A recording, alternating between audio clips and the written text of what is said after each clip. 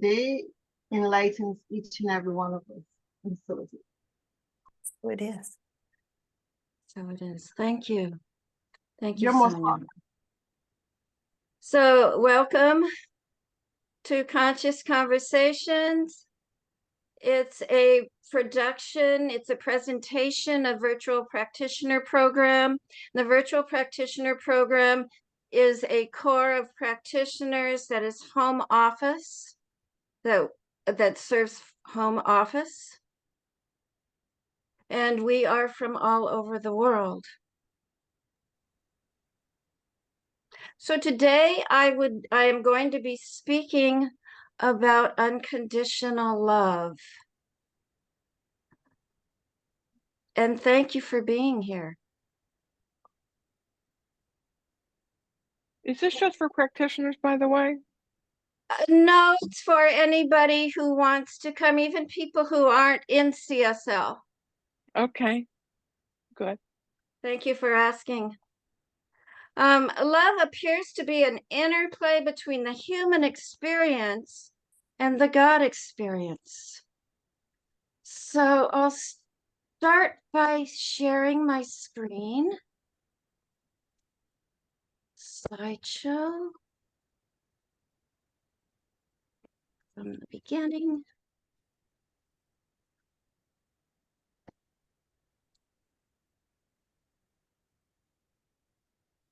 So we'll start with a quote from Ernest Holmes.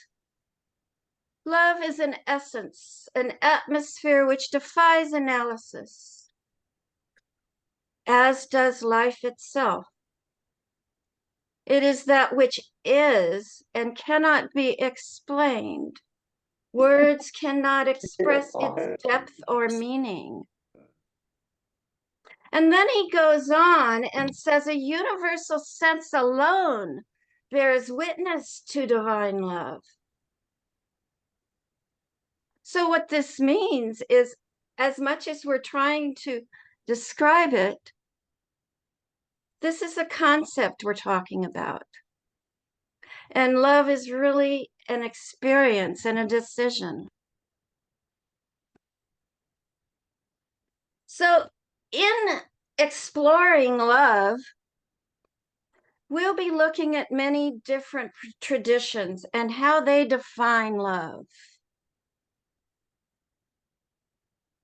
Christianity is centered around, excuse me? Christianity is centered around agape.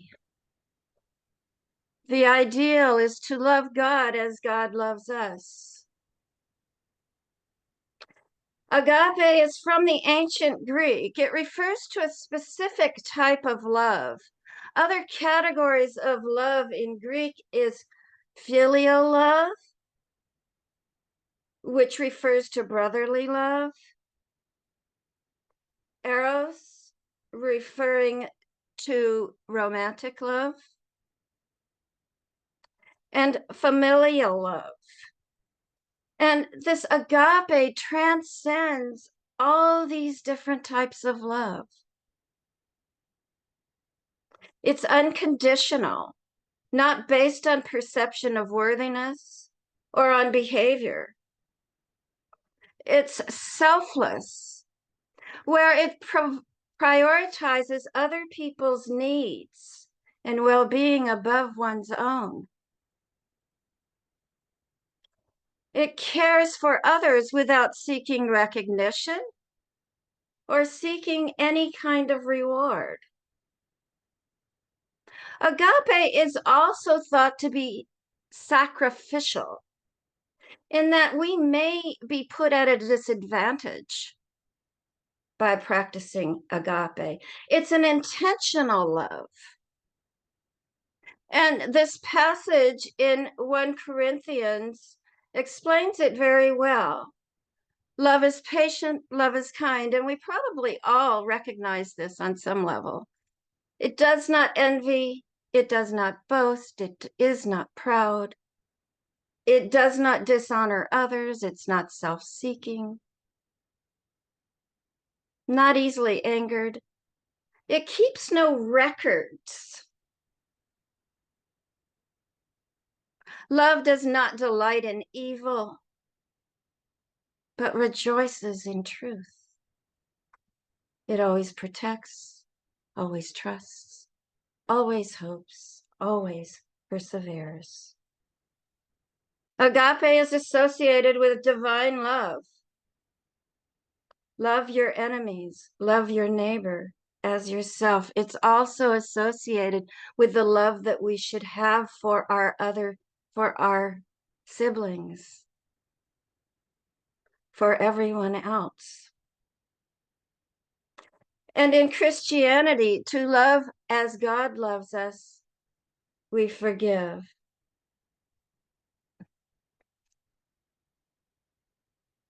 So Buddhism's four immeasurables really, in my view, describes love. The Buddhist view of kindness is quite different from the popular contemporary view of kindness. Kindness is a benefit. Kindness helps society run. So the clerk at the grocery store isn't being paid to do a job. They're offering us a kindness. They're giving us a benefit so that we can get our food. Society runs on the kindness of people. Even disagreeable people are kind because they offer us the opportunity to forgive.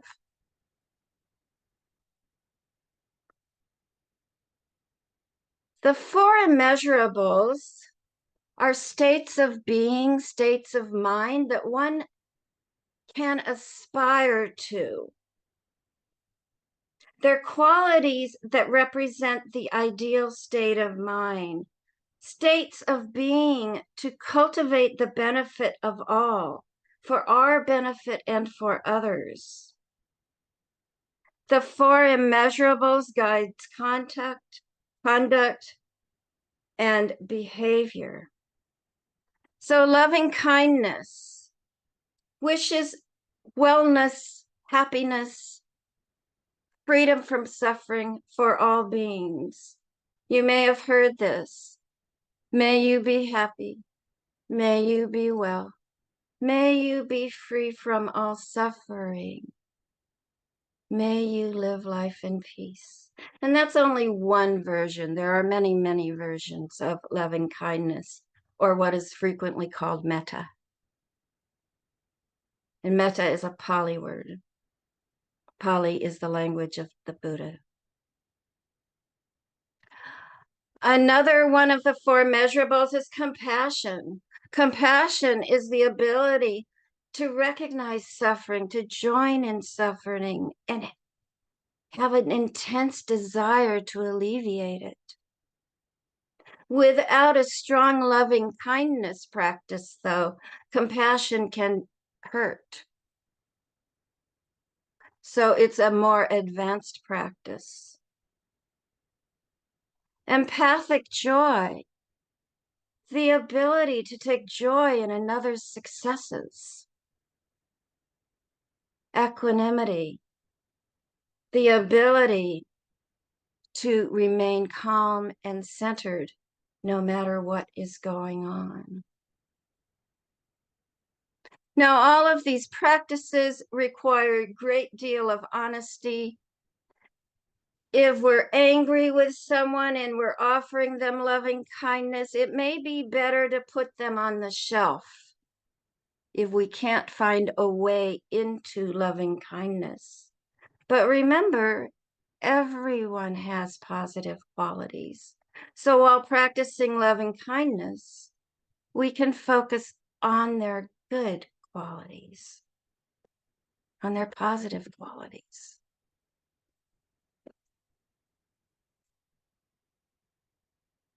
So Kabbalah.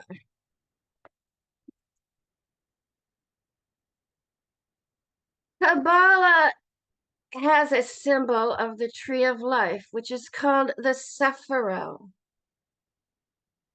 The Sephirah, the tree of life, is a powerful symbol of the relationship between God, the universe, and humanity. It's also a depiction of the way that God acts in the world, like wisdom, beauty, love, restraint. It's also a spiritual path. So two of these Sephirah, two of these branches, if you will, of the tree of life are Hesed and Din, or Gavora. Hesed means love, kindness. It's expansive and nurturing. It represents unconditional giving. It promotes growth, support, and connection. Din, or Gavora, is restraint or judgment. It's setting limits, boundaries. It metes out justice. And sometimes there's a need for severity. So in the tree of life, these two Sephirah must be balanced.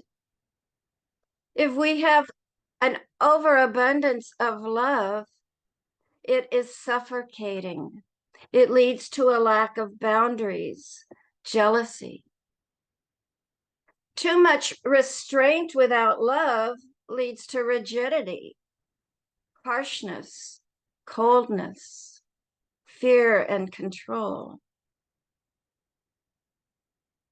So the lesson of Kabbalah and Hesed and Din is that it's the restraint that allows people to love freely. Another depiction of love is Tikkun Olam, repairing the world. Isaac Luria, an early Kabbalist, tells of the creation story. God emanated its light into vessels, but some of these vessels could not withstand the light and they shattered. So now all of these vessels are scattered around the universe, these shards of light, and it is up to us to bring them back to God, to repair them. And we can only do this with cooperation and love. So the quote here by Isaac Luria is, the purpose of creation is to bring about a restoration of the relationship between the Creator, His creation. And the restoration is achieved through acts of love. We remember who we are through acts of love.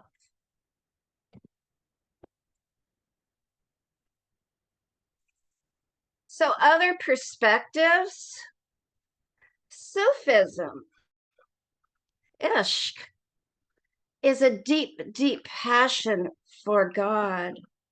It's a desire, deep desire for the divine. It can be likened to the intense emotional and physical attraction one experiences sometimes in romantic relationships.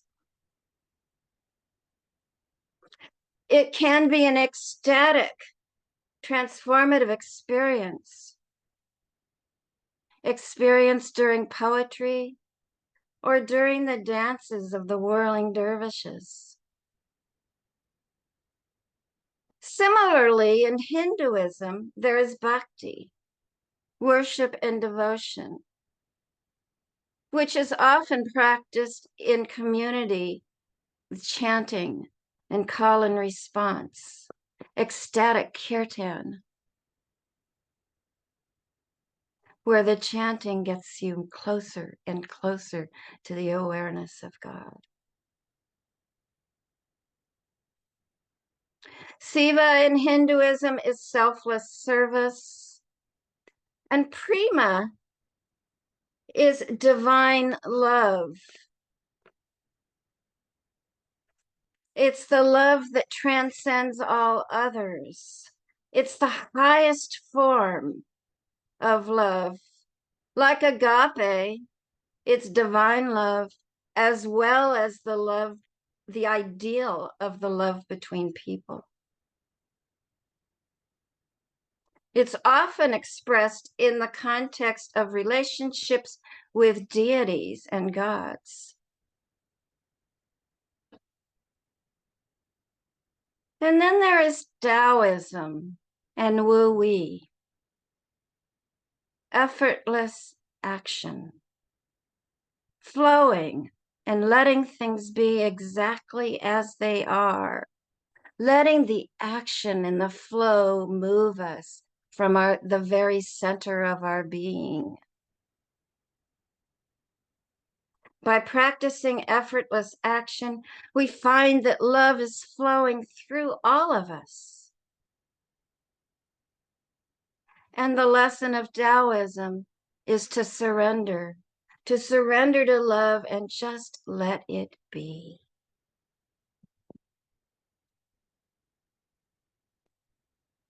So to summarize this section, love is agape, has been described as agape. Intentional.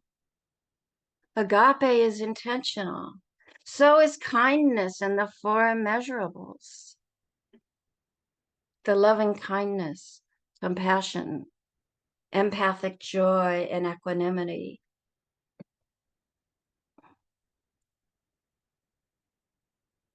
For love on this earth, there must be a balance between love and restraint. And unconditional love can be experienced when we accept and surrender. Devotion, service.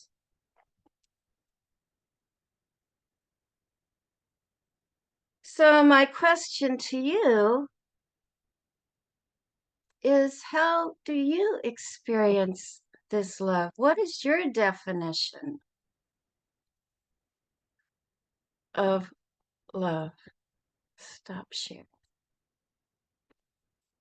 What traditions speak to you? What quotes speak to you of love?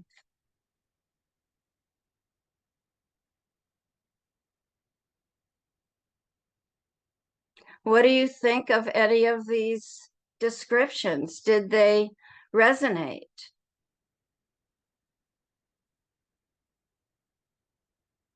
Do you have anything to add to it? I think all of it was so thorough.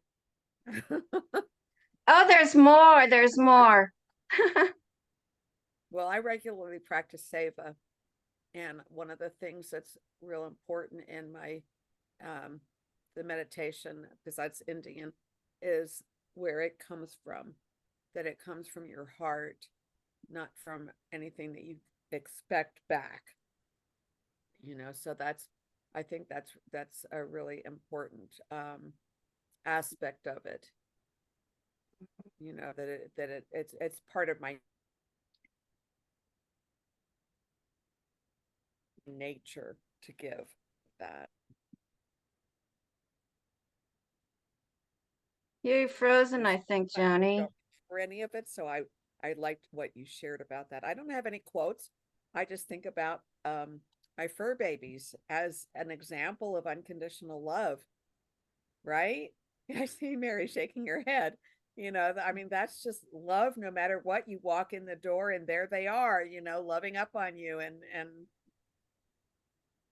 that's just an example. It just doesn't matter what's going on or what's happened. That's just love in action. What do you think about the sacrificial part of agape. I never heard of that before.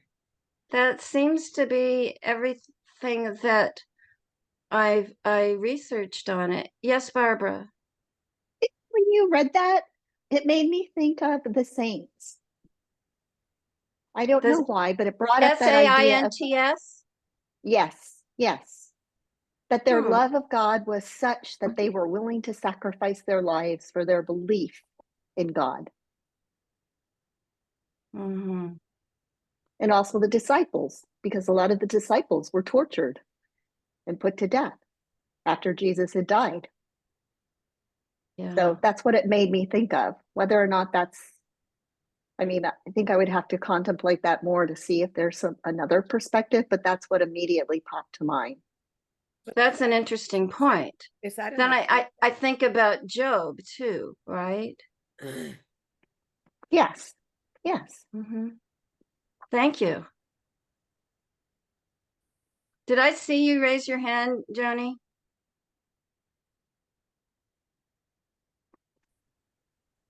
You're freezing.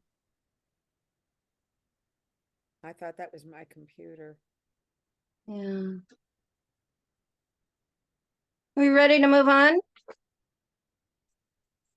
Okay.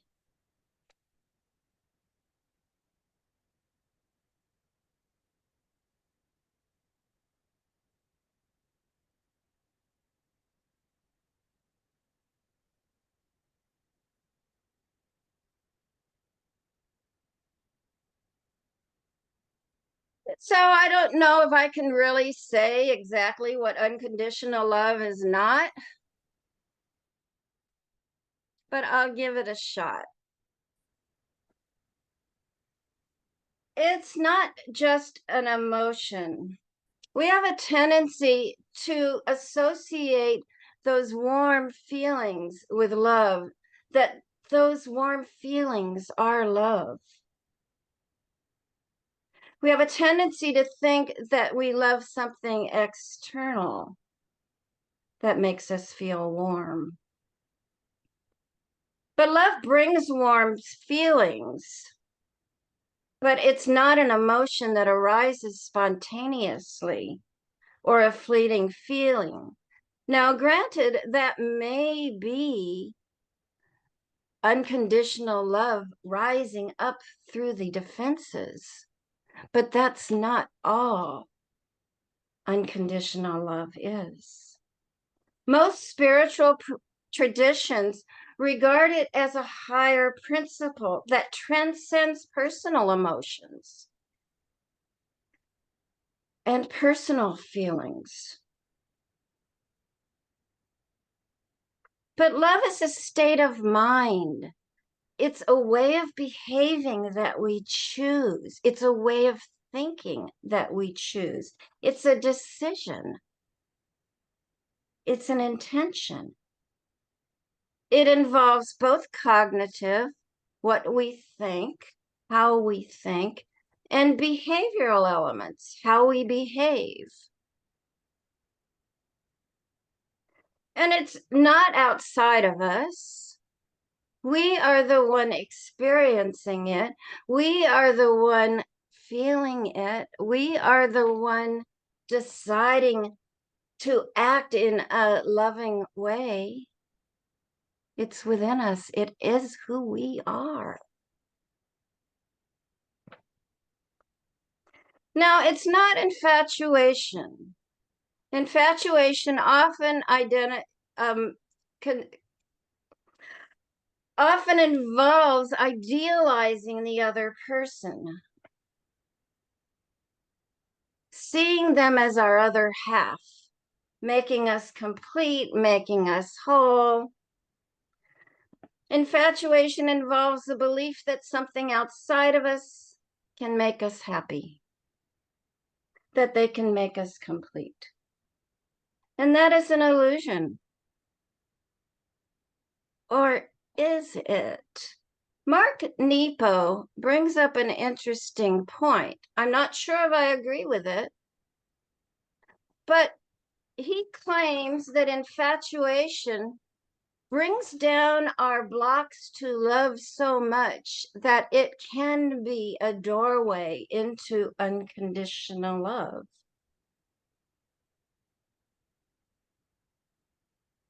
Unconditional love, of course, is not conditional. It doesn't depend on a person's behaviors, doesn't depend on their personalities. And it's not attachment. Attachment is wanting something so badly that you can't be happy without it. When we're attached, we're afraid we're going to lose it. We're afraid that things won't turn out the way we want. Attachment is the opposite of surrender. It's the opposite of trust. Love knows that all is in its highest interest, so there's no need to attach to it. Oh, here we go again. Do you have anything to add? And what do you think about this idea that infatuation can lead to an experience of unconditional love?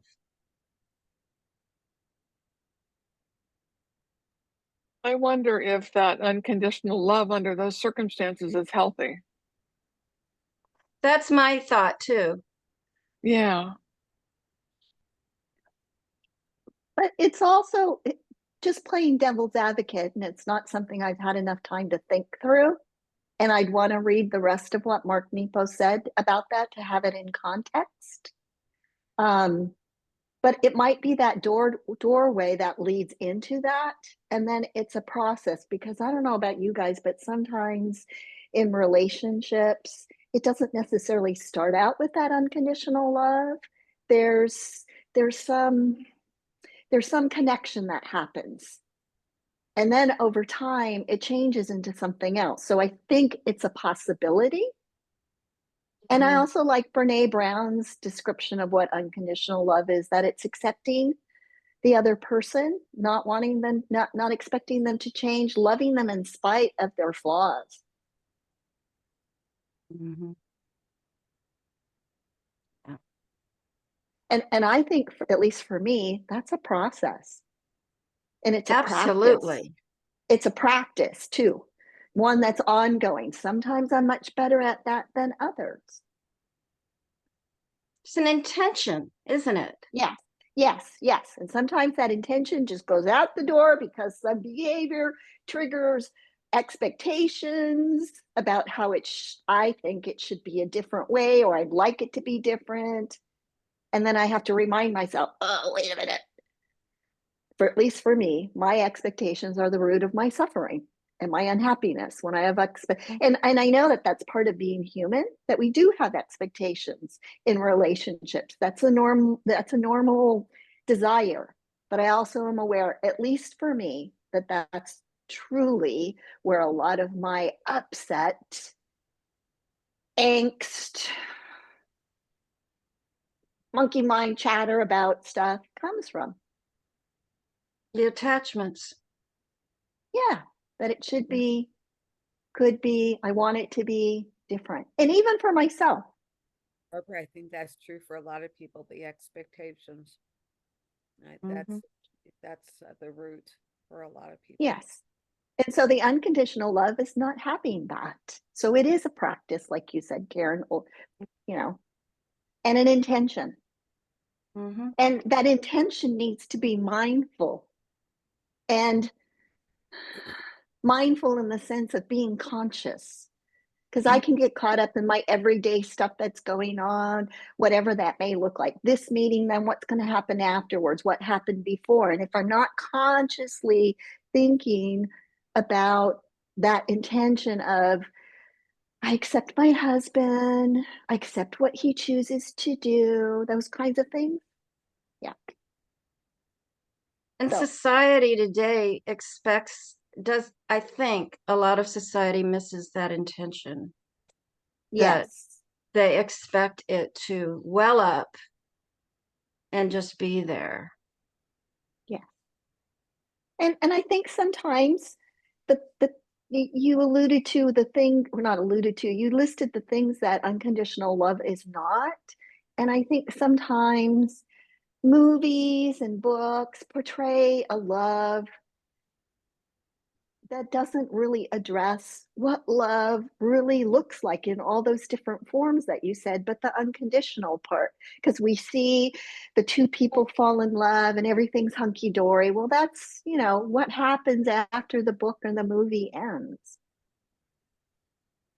How damaging That is might, fiction? right. And that might be, like Mark Nepo said, the doorway, because it's infatuation. You're so focused on the qualities of that person that you admire or that are a part of yourself that you don't recognize. And then when those other aspects and qualities of them show up or their behaviors, all of a sudden it's like, oh, I don't love you anymore. Or maybe I don't love you anymore. Or maybe you're not the person I thought you were. And the reality is it's all our perspective. Mm-hmm. So It's intention. I think intention is such an important part of love. Yeah. So let's Is get the back. doorway, and it's your choice whether you walk through it or not, or you close the door and you go somewhere else. Once your eyes are open and you see, oh, they're not the way I thought. My perception is, not what I originally thought. The infatuation, wore off, and now I see what really is, what the reality is. Yeah. Yeah. Add my voice to the discussion. I think if you can live from that place of non-duality where you have opposites all the time, it would be very easy to love people unconditionally. And I'm coming back to what Barbara said, when you don't have any expectations of the other, because you're living from that place of being in alignment with source. And therefore you don't see all of those opposites at play. And you're always forgiving people for their trespasses, so to speak, You don't take anything personal from your relationship. So my kid behaves badly, that doesn't mean I'm going to toss them out on the street and say, go fend for yourself, because they can no longer love you because you did something that I don't approve of. But rather recognizing that as individuals, we will show up as individuals. We're going to bring our traumas and all the other things that make us uniquely different to the table. And it is living on the planet and accepting that there's variety all around us. In every life form, there's variety. And once we can accept that love is just that. It is just love. It doesn't matter how it shows up. It is just love, even in people who are behaving in ways that are opposite to how we perceive correct behavior to be. And the truth is, if we can throw out a lot of what we've been conditioned to believe is good and bad, we'll be okay. We'll be okay. But I think sometimes it's very challenging to get to that place where you say, oh, life is. And let it be. Just let it be. Nothing is static. We're in a place of being fluid all the time, learning and growing and being in a state of evolution.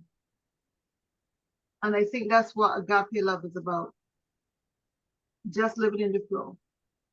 Mm-hmm. Yeah, it's all of these definitions are really interconnected. They're not really isolated.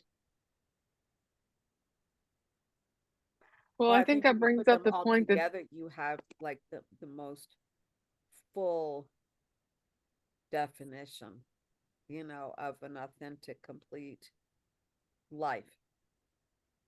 Because you need all those different aspects. You need the compassion, you need the surrender, you need the restraint, you need the balance, you need you need every part of it, the equanimity, you need everything. Mm-hmm. Right? And I'll bring even more into it. Thank you. Make it more complicated. Did you have something to say, Mary? yeah, and it's Marionette. Thank you. Oh, and okay, sorry, Marionette. That's okay. I think that it brings up the notion that there is no separation between any of this. It's all one. Mhm. Mhm. And there's different paths to unconditional love, and we're all finding our way, but it's all one. There is no separation. And that's where the love is. Yeah. And actually, you have given me a great segue into A Course in Miracles. Oh, good. So, I don't know why I'm getting more than one of these, but that's okay.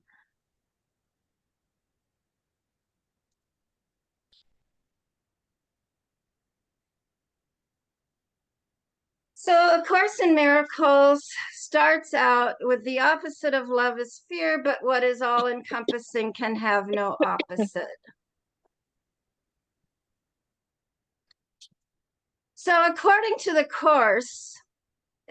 Course's model says that everything is either love or fear. But fear is something we made up. Fear is an illusion. It's not permanent. It can change. It's not real. So therefore, there is only love. But we made fear.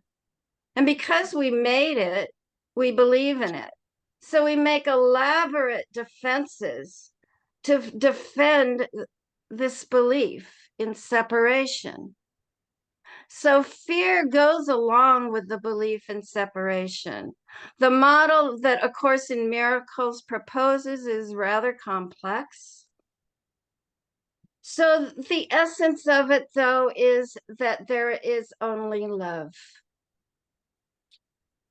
Only love is real.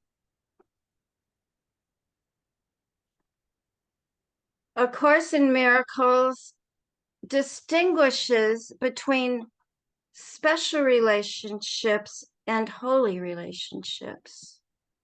Special relationships are based on the belief in separation. They're based on the belief that we need someone else to be complete, to ease our loneliness, to complement us.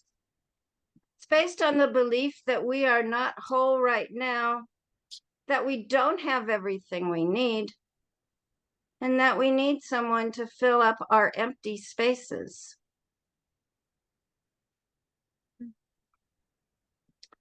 It's conditional love.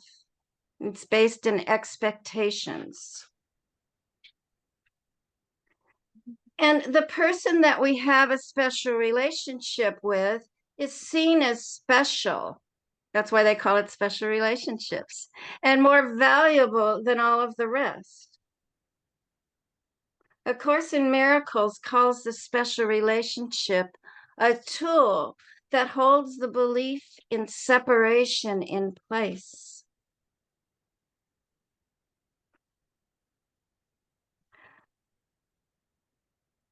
The real relationships are holy relationships. And the goal of the Course is to make all of our special relationships holy.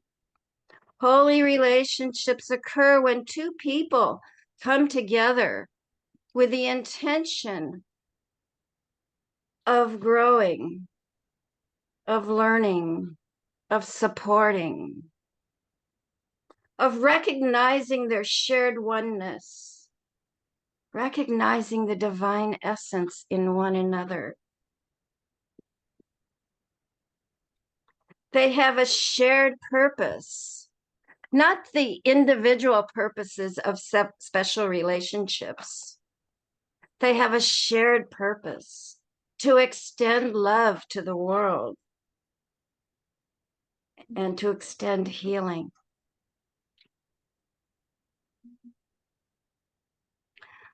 A Course in Miracles, the main tool of A Course in Miracles to know love is forgiveness.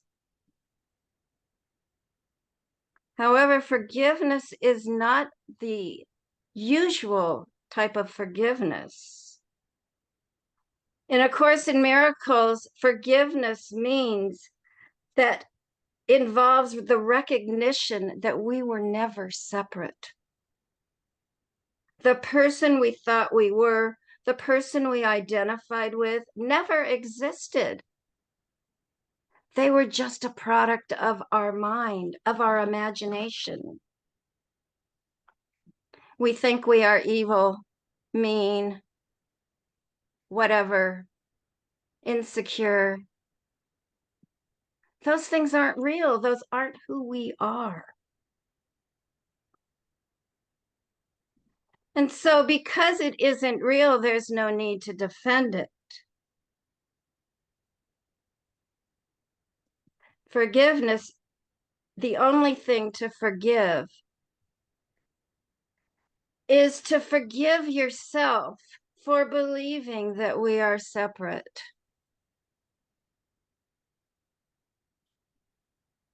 To forgive ourselves for reacting as if we were separate. And then there is just love.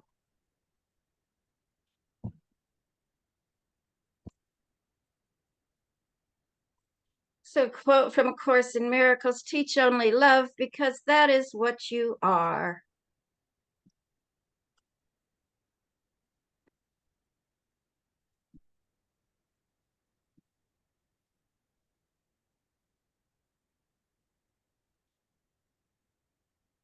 Mikhail Naimi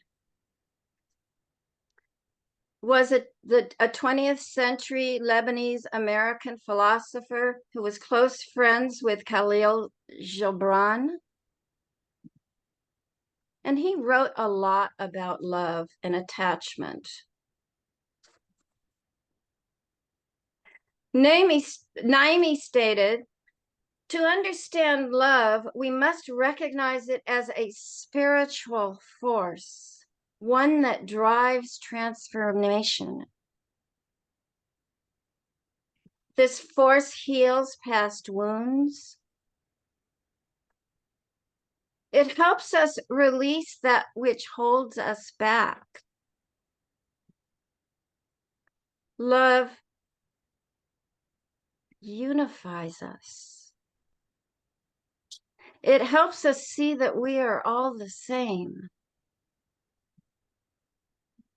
Love gives us a holistic perspective where we rise above our individual interests and see what is best for all. Naimi makes a distinction between this spiritual force and attachment. As we said before, attachment is characterized by a fear of loss, possessiveness, expectation, conditional love, dependency. When we let go of our attachments to what we think should be, when we let go of our attachments to what other people think, love has room to express.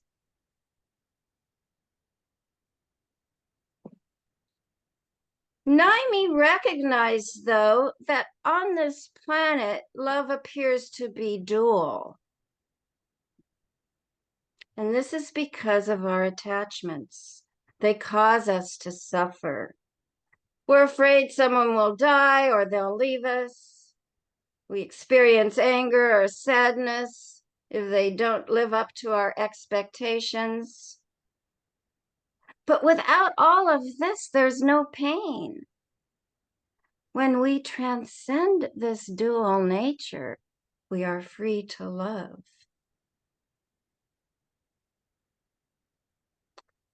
So love is freedom.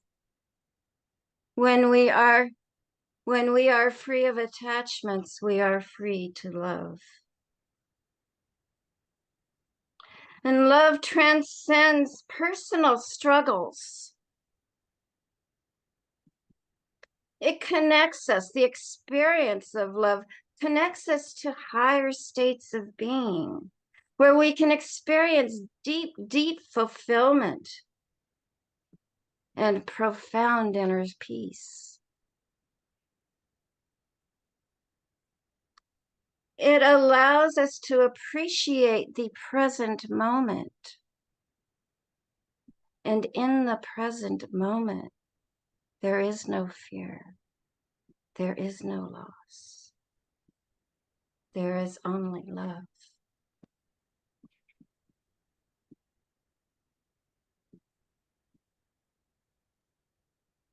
Here's a quote from Mikhail Naimi that I just love. Love is, I'm not sure why the is in here, but love is the only freedom from attachment. When you love everything, you are attached to nothing. And I imagine if you switch this last sentence around, when you are attached to nothing, you love everything. That is true as well. So what ideas resonate, or anything else that strikes you? Did you have a hand up, Barbara? Yeah, I like Naimi's quote that says, "Love is the law of God. You live that you may learn to love. You love that you may learn to live. No other lesson is required of man." I saw that one too. I almost used it. Yeah, I really like that one. He's great. Yeah, yeah. And I would have to spend more time sitting with the Course in Miracles definition or explanation of special relationships versus holy relationships. I get all the concepts. I think it's the human part of me that's struggling with, oh, wait a minute, because it means exploring my values, and that's always something that's a process that takes time. Mm-hmm. So are you saying you understand the special and holy relationships intellectually? I want to say yes, but it's not here. And I'm much more of on the Myers-Briggs, I'm very much a F. I much more come from an F place. So while it's like when I was taking an advanced math class that was all theory. You didn't do problems and stuff. It was all about theory.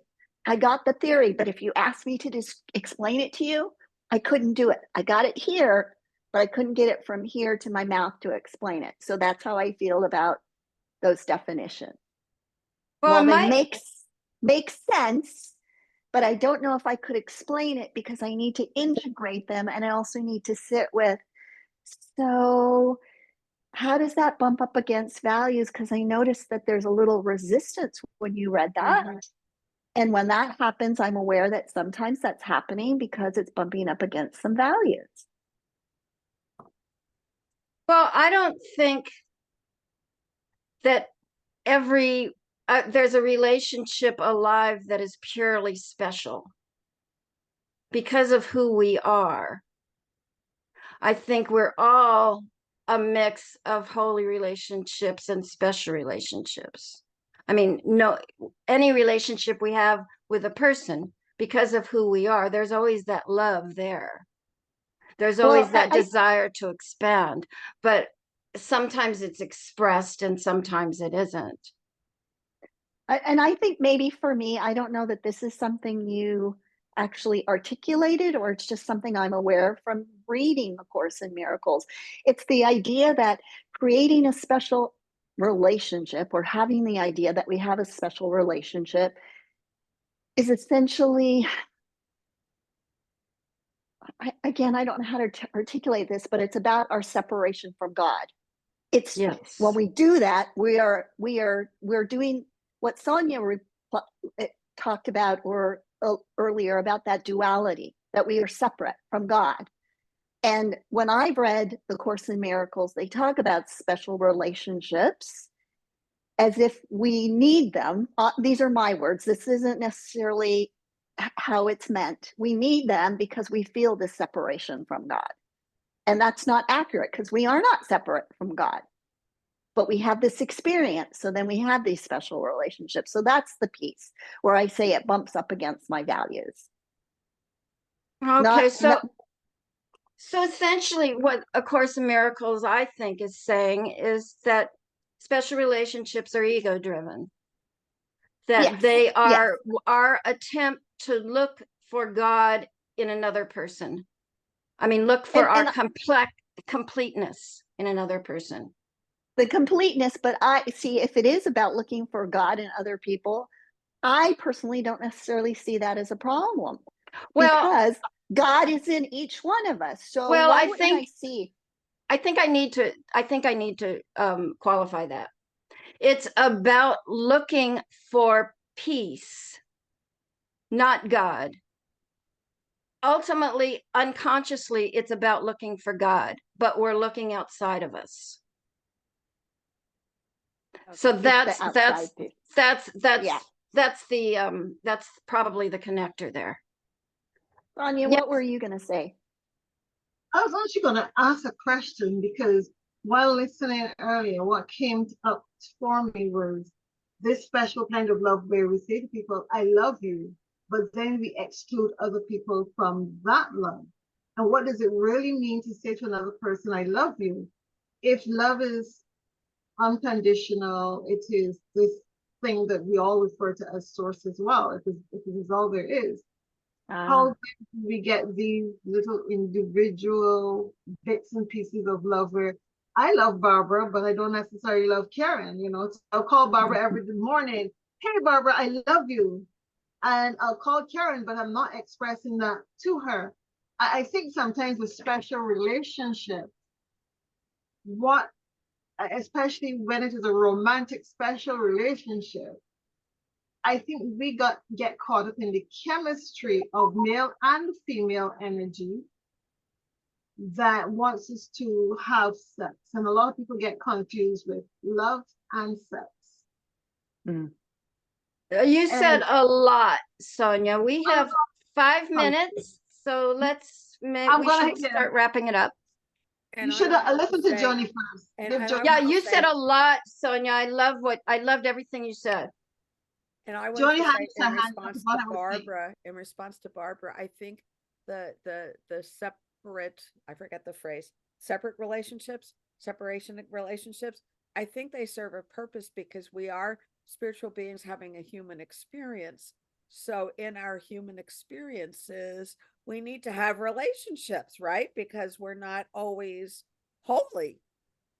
Right. So I mean, we're still related to each other in our human, right? So we're not islands, just like, walking around on this earth, we have to relate to one another. So I mean, we have to have relationships while we're in our humanity.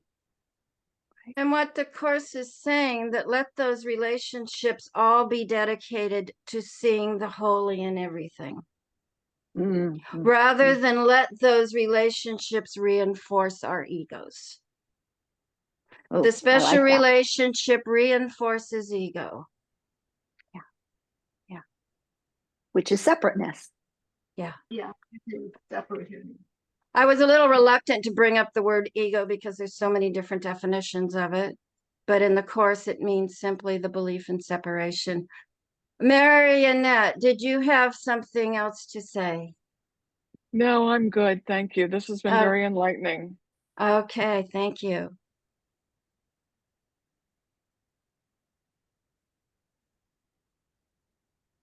Any other comments? I have one more slide that is really pretty obvious.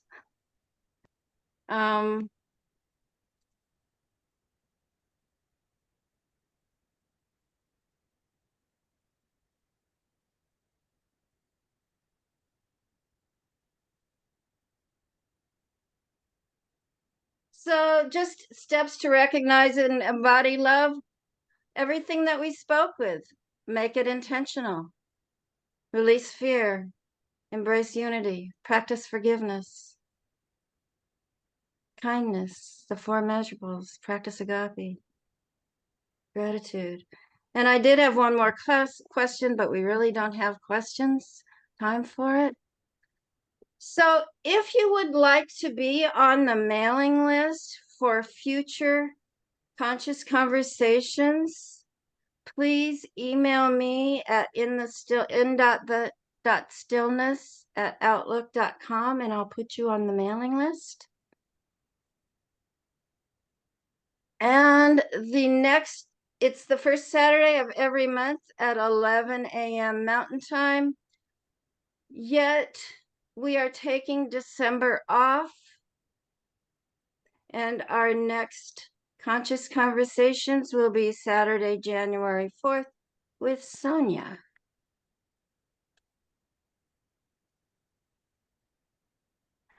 Thank you, And Karen. thank you. This was fun. I Yeah, really this was loved great. your contributions. And thank you so much for attending. Thank you. My Thank good you. friend Joni has offered to pray us out. Okay. It's our short but sweet prayer, the children's prayer. So if you feel comfortable, close your eyes or soften your gaze. And know that God is good, God is love, and so are we. All is well. Thank you. Bye-bye. Bye-bye. Thank you, Bye. Tony. Yes, Thank thank you. you, everyone. Enjoy the Thank rest Thank of your you. day. Thank you so much for Bye. coming. Bye-bye. Thank you, Bye-bye. everyone. Bye-bye.